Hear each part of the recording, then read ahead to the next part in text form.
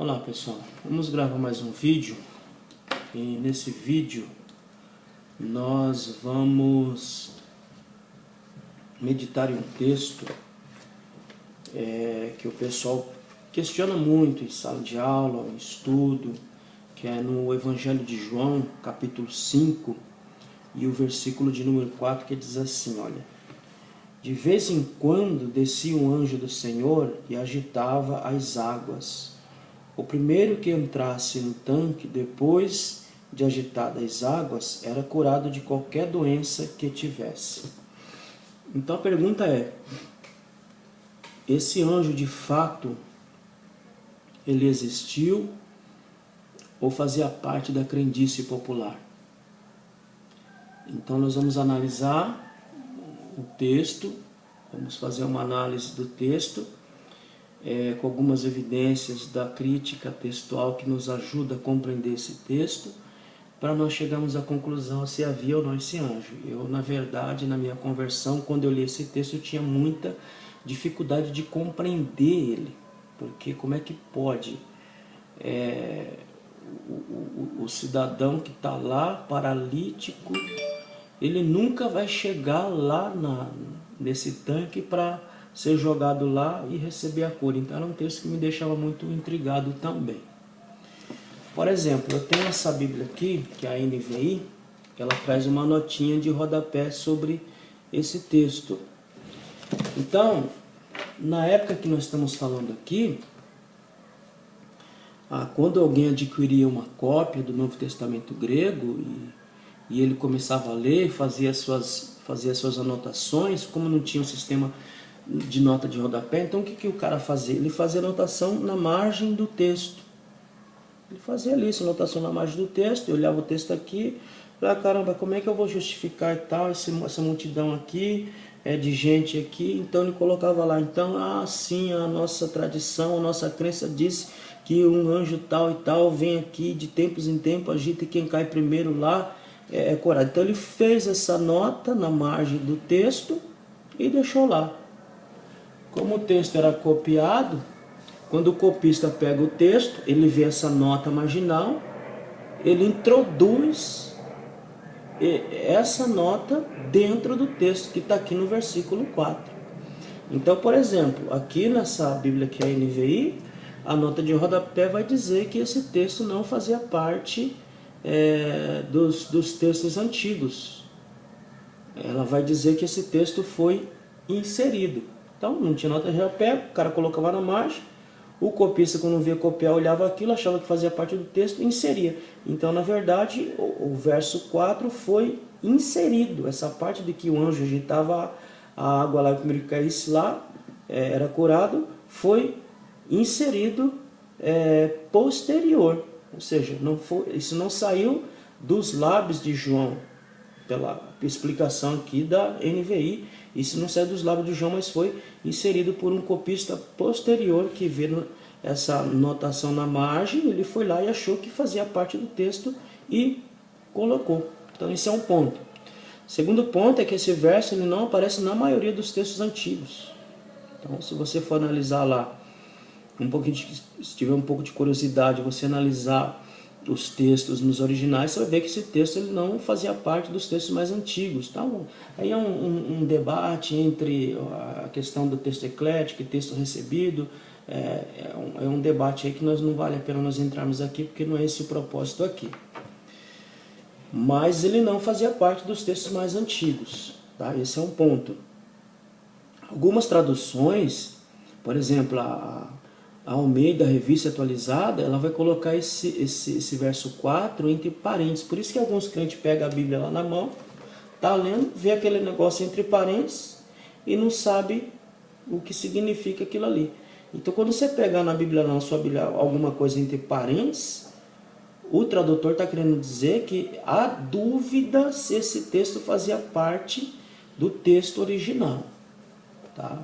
Há dúvida se esse texto fazia parte do texto original, tá? Que é o caso aqui de João, capítulo 5, versículo 4. No caso aqui, há uma certeza grande de que esse texto foi inserido posteriormente, tá? Por algum copista.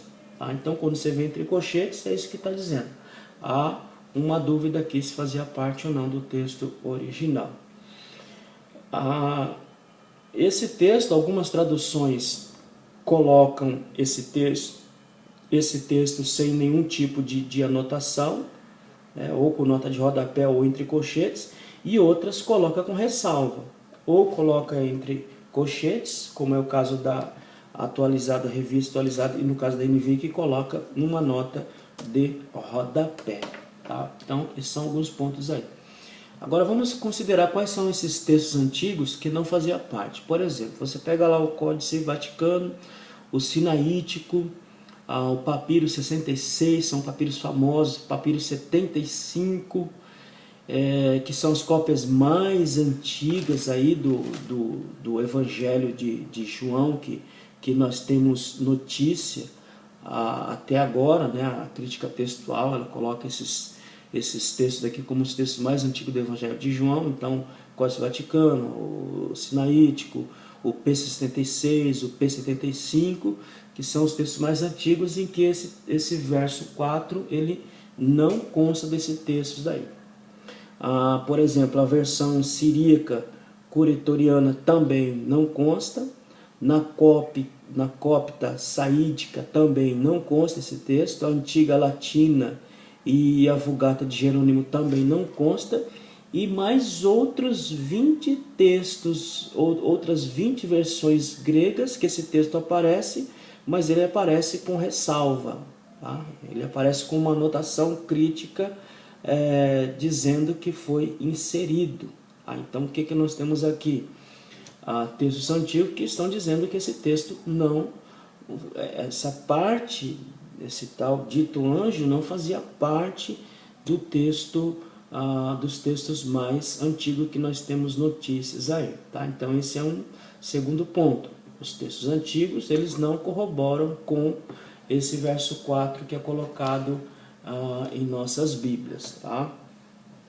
Um outro ponto a considerar aqui é algumas expressões que não é usual de João. Por exemplo, nesse texto aqui, entrar no tanque, ou na água, ou agitar. Então não é um vocabulário muito usual de João nesse sentido aqui. Tá?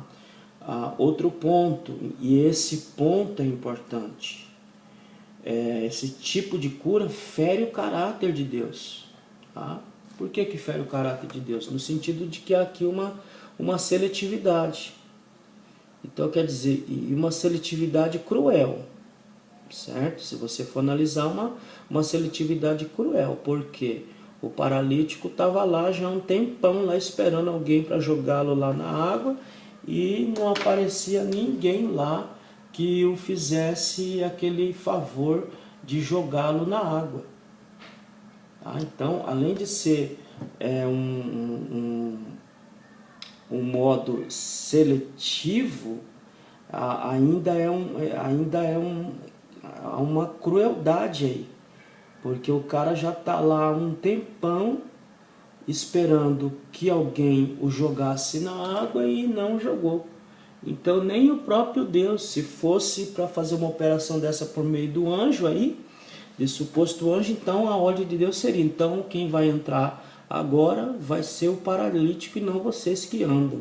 Então, além de ser um processo seletivo, e além de ser um processo seletivo, é um processo seletivo cruel, porque então o paralítico fica para trás e quem tem perna entra, quem tem saúde entra, e o paralítico fica ali, e Deus corroborando com essa metodologia.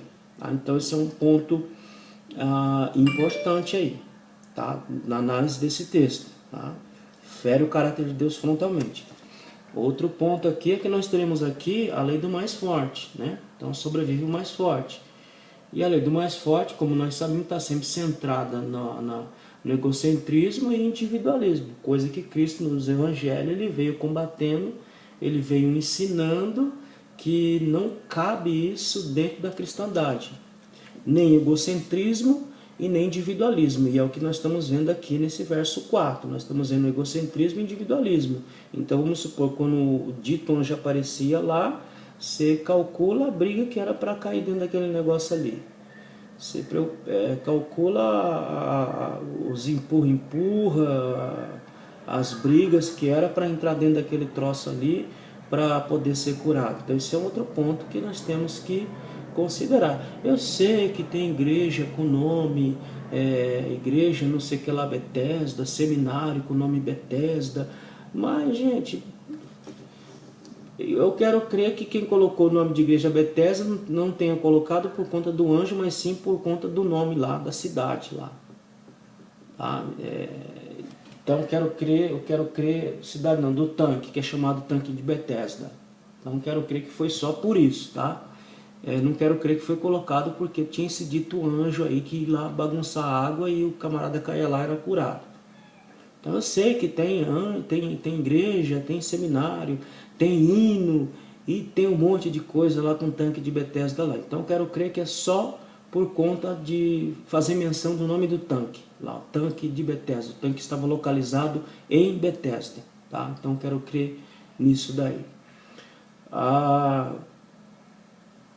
Aí você pergunta, então, mas como é que justifica então o fluxo das águas? Como é que o movimento das águas? É muito simples, havia ali era captado água de algum lugar e havia um tanque secundário em que essas águas elas afluíam ali.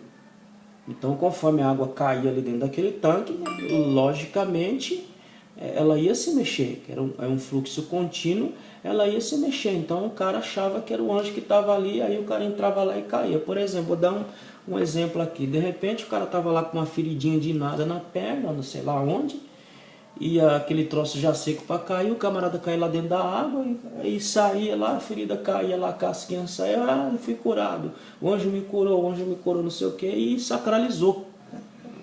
E aí virou uma crença em torno dessa questão desse dito anjo aí curando. Mas o movimento das águas se justifica pelo fluxo contínuo que havia ali de água afluindo dentro daquele tanque ali. Não que descia um anjo ali e fazia aquele movimento, mas o movimento contínuo das águas ali que fazia esse movimento.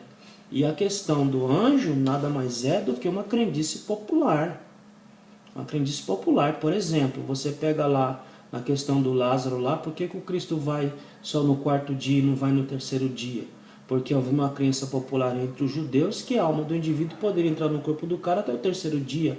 Então, se Cristo vai no terceiro dia, eles diziam o quê? Não, o Senhor não ressuscitou ninguém, porque a nossa crença diz isso. Então, ele vai no quarto dia.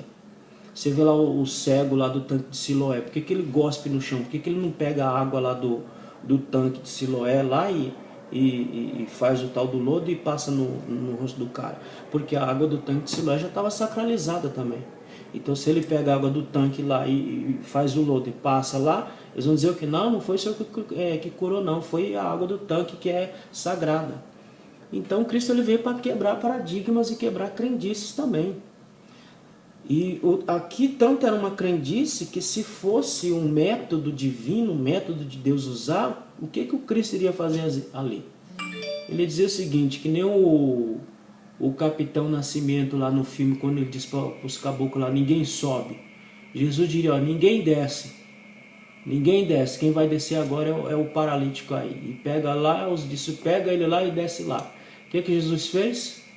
Jesus quebrou a crença, disse, não é anjo nenhum que desce aí, que cura, não tem anjo nenhum aí, quem cura sou eu. E ele vai lá dar uma ordem, o camarada sai andando e pronto. Então, esse anjo também era uma crendice popular. Eu vou ler aqui ipsis literis o que diz o Dr. William Hendriksen no seu comentário do Evangelho de João, diz assim, ó, nenhum dos melhores e mais antigos manuscritos tem essas palavras que não foram retidas. Tá? Ou, por outro lado, Tertuliano mostra que já conhecia esta passagem, pois ele declara, isso Tertuliano, ipsis literi Dr. William Hendriksen. Um anjo com sua intervenção agitava a piscina em Betesda, as pessoas que se encontravam enfermas aguardavam por ele, pois qualquer que fosse o primeiro a descer as águas, depois de se banhar, deixava de se queixar. Tá? Então, Alguma dorzinha que o cara tinha lá na perna, lá no dedo, caía lá e eu estou curado. Continuando aqui a letra do Dr. Hendricks. Com base no texto, conforme o mesmo se encontra nos melhores manuscritos, essa omissão ela é encontrada. Então, nos textos antigos, essa omissão, ele está dizendo que essa omissão ela é encontrada. Não é necessário acreditar que a agitação da água era, na verdade, devido a alguma causa sobrenatural. Também a ideia de que depois da agitação, o primeiro que conseguia entrar no tanque era curado, não é apresentada aqui como sendo necessariamente a crença do autor do quarto evangelho, nem como ensino do Espírito Santo, mas sim como opinião do homem doente. E você pega o versículo 7, ele está citando aqui o versículo 7, olha o que diz o versículo 7 do versículo em análise aí.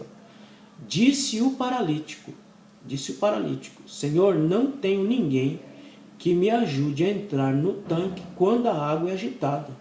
Enquanto estou tentando entrar, outro chega antes de mim.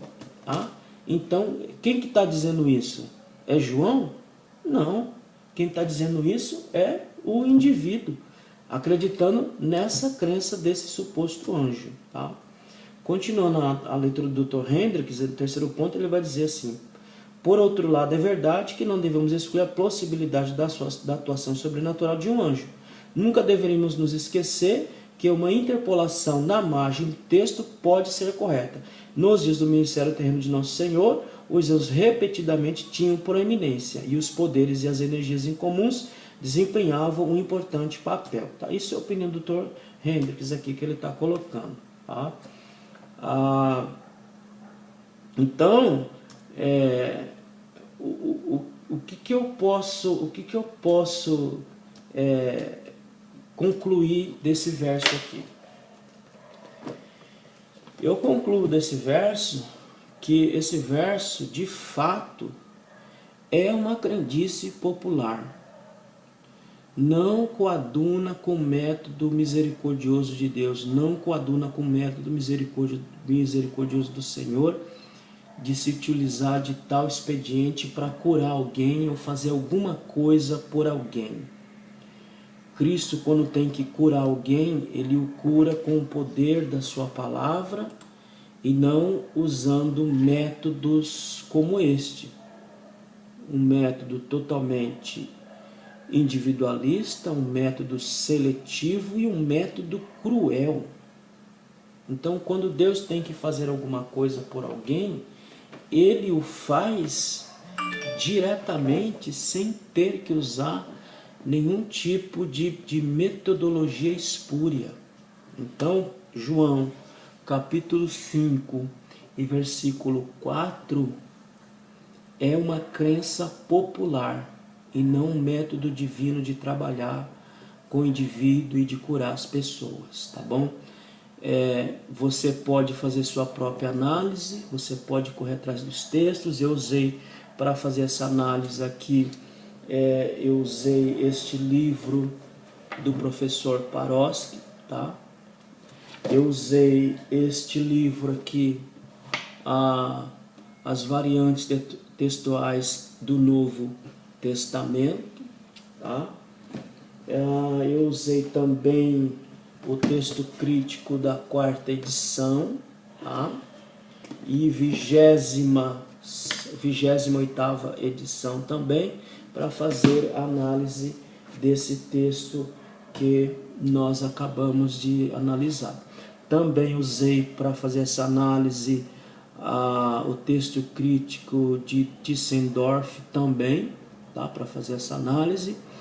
Mas a minha conclusão, mesmo com toda essa análise crítica aqui que nos dá apoio, minha conclusão é que esse não é o método divino de Deus trabalhar, não é o método divino de Deus curar alguém ou fazer alguma coisa por alguém. Se Deus tem que fazer alguma coisa por alguém, Ele o faz sem usar esses métodos seletivos, sem usar esses métodos, além de serem seletivos, cruéis, tá bom, meu irmão? Então, o verso 4 é uma interpolação, ou seja, o verso 4 foi inserido posterior, não foi João que citou essa parte desse dito anjo, tá? Mas sim inserido por algum copista que achou que essa nota marginal no texto fazia parte do texto e colocou isso como sendo parte do texto, tá bom? Então fica aí o esclarecimento de João capítulo 5 e versículo 4, sabendo que Deus é misericordioso e que Ele tem os seus meios, e os seus meios são abençoadores para abençoar todos, como diz o próprio texto, se eu não me engano, de Mateus 5, 45, que Ele faz cair a chuva e sol sobre todos, tá bom? Então que Deus abençoe você e que você continue fortalecendo o nosso canal, ajudando o nosso canal a crescer, porque o nosso objetivo é alcançar aqueles que precisam de conhecimento, que às vezes não têm acesso a todo esse cabedal de informação que nós temos aí em mãos para poder ajudar a igreja do Senhor, tá bom? Então fortalece nosso canal, divulgue para que nós possamos continuar realizando esse trabalho em nome de Jesus. Deus abençoe e até o próximo vídeo.